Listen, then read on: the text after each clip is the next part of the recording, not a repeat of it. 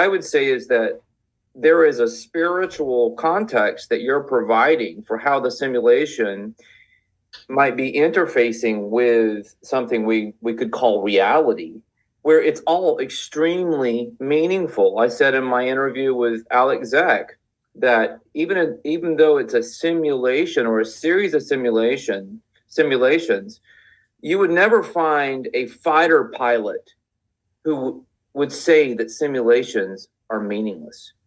Right, exactly. Listen. This is I have to remind my own listeners over and over that 3 years ago, I wasn't talking about simulation theory. And right now, I could actually redo every single video that I have on the Archaics channel and totally omit all references to simulation theory, and it won't change the essence of any of the theses that I have put out in Archaics. It doesn't change the Phoenix phenomenon one iota. It doesn't change the timeline of the Nemesis X object or the dark satellite. It doesn't change the fact that there are repetitive timelines like superimposed templates of world history that are stamped onto different civilizations at different time periods, but it's the exact same series of events, but experienced by different cultures at different times. And it doesn't make sense unless there's an overall governor over this whole system that created this magnificent template that we call history of events that never happened. And yet we can show that they happened because we have everything is sourced back. So something has put those sources into the simulacrum for us to find.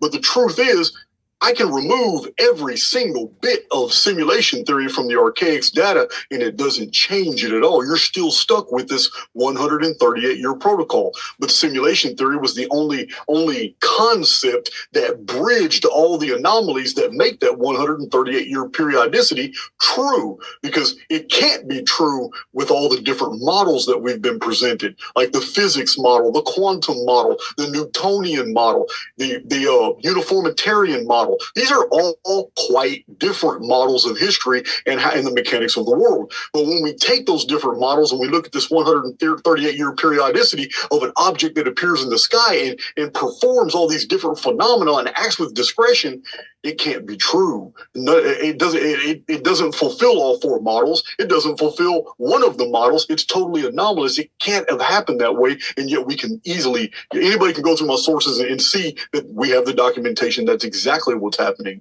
So we can do this with many different elements of the Archaics data.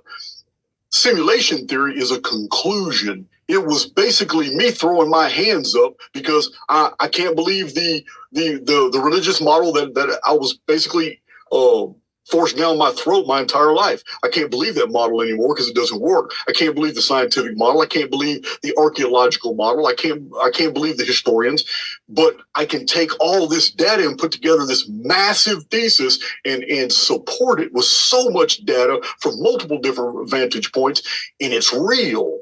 But it can't be real according to the way the world has been packaged for us and presented to us. So simulation theory is a conclusion. It's not the essence of the Archaics data. It's a conclusion because in simulation theory, I can now explain all the anomalies. Now I can understand how two different cultures, two different languages, having two different religions and two different histories can basically have these cross parallels at significant nodes in time where they experience the same phenomena at the same time, having no contact, or inventions that are suddenly just explode on the world scene at three different areas on three different continents at the exact same time by people with three different cultures and three different languages and having no contact or predecessors that had any contact with each other. We have these historical incidents. They've been recorded over and over and over. There are many books published about the phenomenon of multiple inventions being made at the exact same time, as if information is in the field and not the individual, as if the individuals are the receivers of information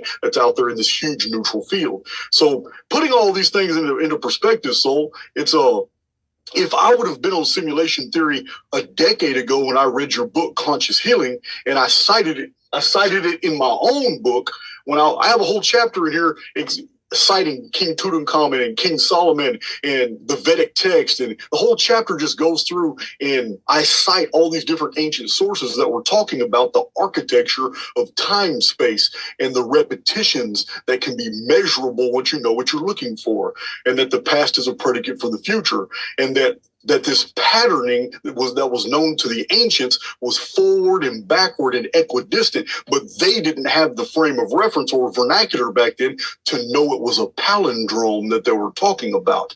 You mentioned the palindromes that are encoded within our DNA, and the latent DNA and junk DNA just might not be junk DNA.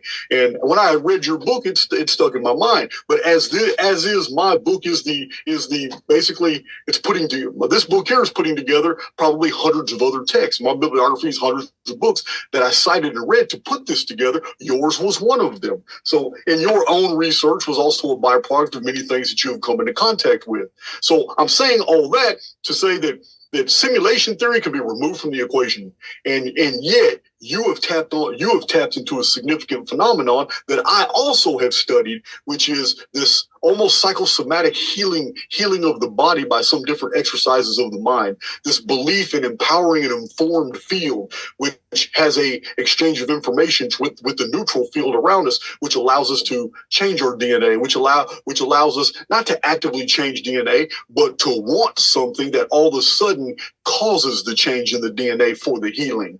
So what I'm saying is simulation theory is great. I love it because it does sum up everything, but people get triggered by it. But I have to remind them over and over. Listen, if you're troubled by simulation theory, remove it from the archaic experience because it's not needed. Yeah, I agree with you totally. In some of your earlier videos, you're touching on that less as things stand, and it doesn't really matter in terms of the data. The core data, the core chronological data, that's really, really strong. It stands on its own. One of the things that,